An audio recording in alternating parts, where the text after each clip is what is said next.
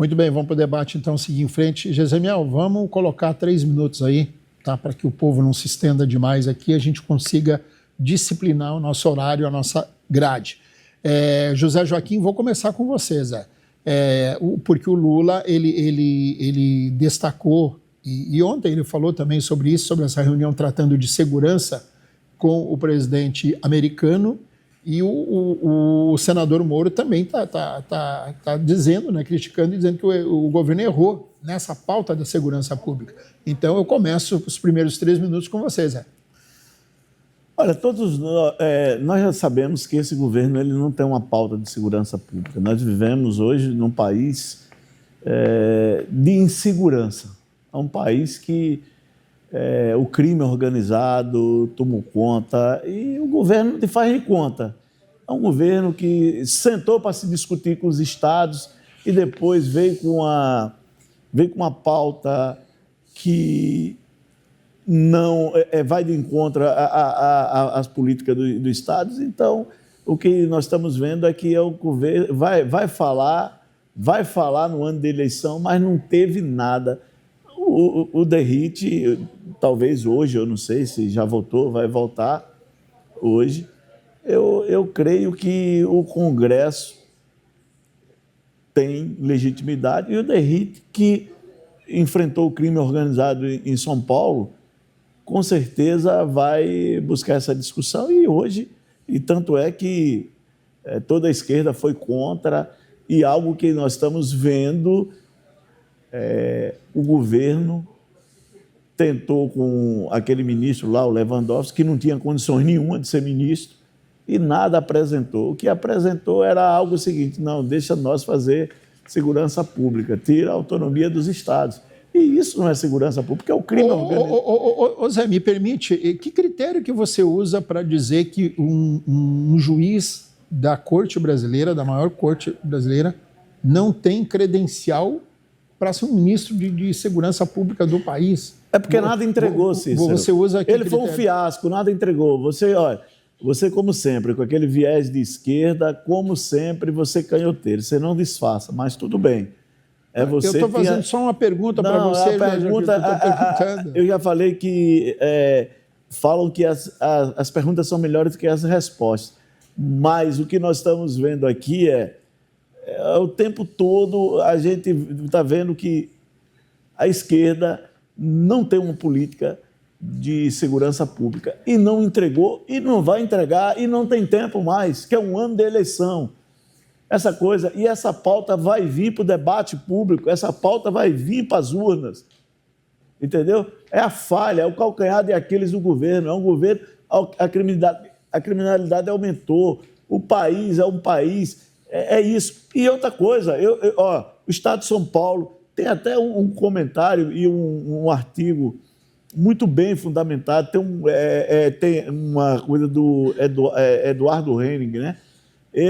Honig, e ele... Eduardo Oineg, da desculpa, Band. Foi editor-chefe da revista Veja. Ele culpa tanto o governo brasileiro quanto os estados também, São Paulo, a criminalidade, entendeu? A Bahia, governo da esquerda, são 3 estados que lideram o ranking da criminalidade. É o Ceará, a Bahia, e não tem uma política. A esquerda não tem uma política, elas não estão nem aí. E defende bandido. Todo mundo sabe que a esquerda, o governo Lula, é aquele que passa a mão no bandido.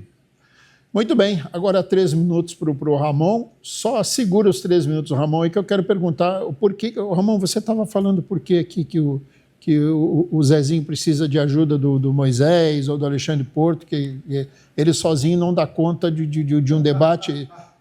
Por que você estava falando isso, Ramon? O Zezinho é um debatedor das coisas que ele acredita. Ele é um brincante também, que você já falou, né? Pois é, ele é um brincante, mas o Zezinho ele representa um setor da sociedade brasileira. Um setor que vê o país como se fosse propriedade, brinquedo seu. A classe dominante sempre foi isso. Falar de segurança pública, vamos aos números. O número é uma coisa sempre muito boa para mostrar. No ano de 2022, a Polícia Federal apreendeu patrimônio do crime organizado, joias, aeronaves, automóveis, dinheiro em banco, imóveis, gasolina, pouco menos de R$1 bilhão. 900 e poucos milhões de reais foi o montante apreendido pela Polícia Federal no ano de 2022. No ano de 2023, a Polícia Federal, sob o comando do Dr. André Rodrigues, apreendeu 3 bilhões de reais do crime organizado. No ano de 2024, a apreensão subiu para 6,5 bilhões de reais contra o crime organizado. No ano de 2024, 6 bilhões,5. No ano de 2025, ano passado, 9,5 bilhões de reais apreendidos do crime organizado.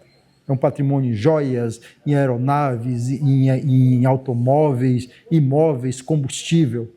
Polícia Federal trabalhando. E aí vem dizer, não, porque não tem política de segurança pública. Conversa. A Polícia Federal nunca trabalhou tanto. E ela trabalhou num lugar que é justamente secando o movimento financeiro. Porque quando você seca o movimento financeiro, você impede o crime organizado de ter acesso a recursos para subornar a polícia, para comprar juiz, para comprar deputado, para comprar ministro. Essa é uma ação de inteligência. 10 vezes foi o quanto subiu a apreensão da Polícia Federal dos ativos do crime organizado no governo Lula. É isso. Sai de 900 milhões para 9,5 bilhões em 2025. É por isso que a classe dominante está reclamando. Porque eles gostam de ver tiro em favela. Não, porque aquele sujeito lá, o sandália com fuzil, com camiseta no ombro, não sei o quê, cheio de ginga, porque aquele lá ele acha que é grande coisa com aquele fuzil no ombro. Mas a grana do crime organizado não está lá na favela. A grana do crime organizado, como a Polícia Federal do governo Lula mostrou, está lá, ó, na Faria Lima, movimentando 30 bilhões de reais com as fintech, sistema altamente moderno de lavagem de dinheiro no sistema financeiro.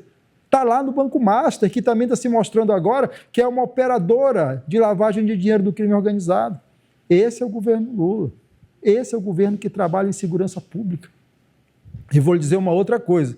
Esses que falam em segurança pública, não, porque o governo não trabalhou em segurança pública, eu vou lhe dar um dado. No Brasil, nós temos 5 presídios federais. 5. Todos os 5 presídios federais foram construídos em governos do PT. Catanduvas, Campo Grande, Mossoró, Porto Velho e Brasília. Sendo que o de Brasília começou a ser construído no governo da Dilma e foi entregue pelo golpista do Temer. No governo Temer e no governo Bolsonaro, minha gente, esse povo que fala que defende segurança pública, não fizeram uma cela. Não fizeram uma cela para prender bandido nesse país. 6 anos de governo, Temer e Bolsonaro, não construíram uma cela para combater o crime nesse país. É esse bando de hipócrita que vem falar em combate ao crime organizado. Parabéns ao presidente Lula, parabéns à Polícia Federal. O Brasil combate o crime organizado e a classe dominante está revoltada com isso, porque eles esperam que a polícia vá na favela. Eles não esperam que a polícia vá na Faria Lima prender bilhões das fintechs e dos bancos. Parabéns, presidente Lula, e parabéns, o delegado Andrei. Muito bem, seguindo, você falou em presídios federais, né, Ramon? O Congresso aprovou e foi para a sanção presidencial, né, acho que foi hoje para a sanção presidencial, uma nova lei dizendo que policiais, criminosos que assassinarem policiais, após a condenação, cumprirão pena em presídios federais. Isso me chamou a atenção. É porque é interessante, eles falam disso, o sistema carcerário brasileiro, que é dos estados e que reclamam muito, está falido. Foi lá no sistema carcerário do Rio que veio com o Mando Vermelho, o PCC veio de São Paulo. Quando os estados precisam de reforço, para onde é que eles correm? Para o sistema federal construído pelo presidente Lula e pela presidenta Dilma. É preciso que se diga isso aqui. Se alguém cuidou de segurança pública no Brasil, foi o PT, Lula e Dilma. Vamos lá, Jezemiel, 3 minutos para o Arnaldo Lourenço. Arnaldo, você coaduna com a análise do seu colega Ramon Coggi? Então, talvez eu vá um pouco na contramão da percepção que tem o Zezinho e da percepção que tem o Coggi. Apesar do governo Lula investir maciçamente dentro daquilo que pode no orçamentário na educação, né, a gente vê que se está investindo em fábrica de bandidos, que para mim os presídios, a grande maioria deles, eu não sei como é que funciona o presídio federal. Parece que esse é mais rígido um pouco e é mais organizado. Mas os presídios estaduais é um polo contaminativo, é uma faculdade do crime e negócios lá dentro, internet, jogos, tudo, continuam tudo lá dentro. Tem camarada... Você sabia, desculpa, Ronaldo, sabia que agora, nesse momento, tem um criminoso coordenando uma facção de dentro do presídio da Papudinha, organizando a lista do PL? Isso é ação de facção.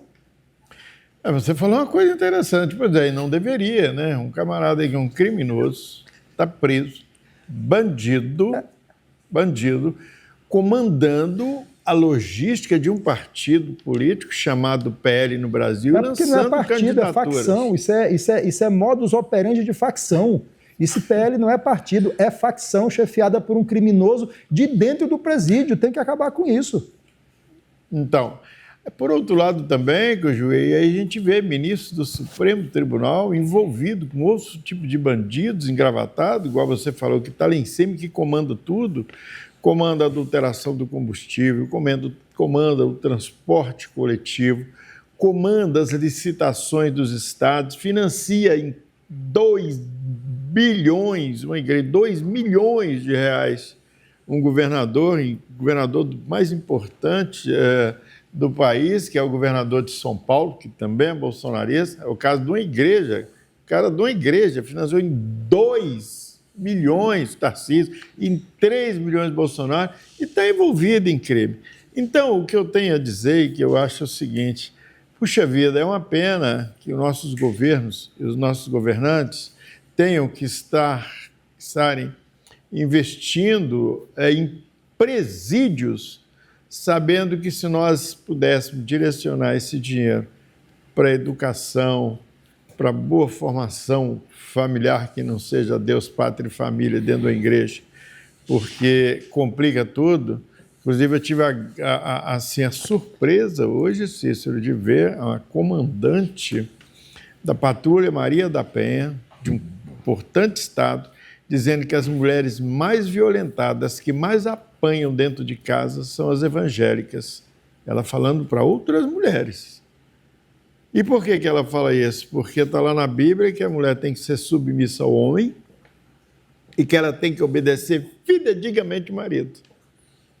E quando ela vai pedir a proteção, ela conversa primeiro com o pastor. E o conselho que ele dá... Vou concluir. Segura seu casamento, que em nome de Deus não envergonhe a igreja. Então, quer dizer, nessa questão de crime, o Brasil é uma vergonha. Muito bem, Zezinho, você tem direito a um contraponto aí, porque de um lado tem um esculhambando com o ex-presidente da República, eleito legitimamente pelo povo, né? E tem outro que, como você diz, ele não fica sem citar alguns religiosos aí nos seus comentários, né? Primeiro, é feio um idoso como o Buiú estar aqui mentindo em TV aberta, fazendo fake news, dizer que o povo cristão é mais violento, que a mulher cristã apanha mais. Isso não condiz, é porque ele tem ódio do povo cristão, ele não gosta. Ele já expressou isso em vídeo. Mas cristão é só evangélico? Não, por favor. Não, peraí, quer saber que cristão é só evangélico? Não, por favor. Eu estou te perguntando. Não, depois você perde o tempo, você tem que ter ordem e decência. Mas perde tempo, você não vai me responder. Não, é porque isso aí fica difícil, entendeu? Então, não condiz. Então, ele mente, e mentir é feio para um idoso, entendeu? É falta Pesquise. Pesquise. Isso não existe. Agora, o outro, esses dias eu vi um corte do Ramon Cujuí dizendo que Lula é um homem decente, um homem honrado. Lula foi titulado como o maior chefe da organização criminosa desse país. Tinha um projeto de saquear o Brasil, ele, a Dilma, e todos nós sabemos o que é que deu, Petrolão, Mensalão, como é que se diz, os Petralha, agora assaltaram os velhinhos do INSS. Igreja Lagoinha, né? E vem com esse pano de... Igreja Lagoinha é petista? Por favor, aí fica difícil, Zetel, Vacaro, são petistas? Não, isso é falta de respeito. Eu quero meu tempo, Cícero. Então, pode continuar. Então, o que nós estamos vendo é isso.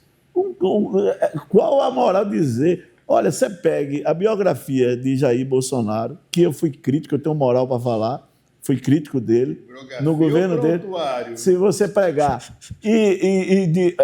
o maior líder da direita, mundialmente maior líder de que isso incomoda a Lula, entendeu?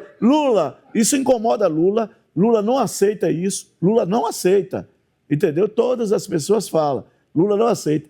E outra coisa, Lula foi preso mais de 500 dias, preso, condenado. 27 anos. Aí, pô, eu não vou comentar mais nada não, pô. Aí eu não vou comentar. O microfone do Arnaldo está cortado. Não, eu não pode vou ir. comentar. Isso é Fala. falta de respeito. Educação é princípio. Então puxa a capivara Isso é aí não. Educação é princípio. Então, se você pegar, é gritante. Lula foi sítio de Atibaia, que ele não sabia. Lula foi mensalão. Lula foi triplex. Lula foi envolvido, foi condenado em 3 instâncias e depois acharam um jeito da parte técnica de voltar ele para o jogo e ele, como o próprio vice dele, que Lula ia voltar para a cena do crime. E está aí.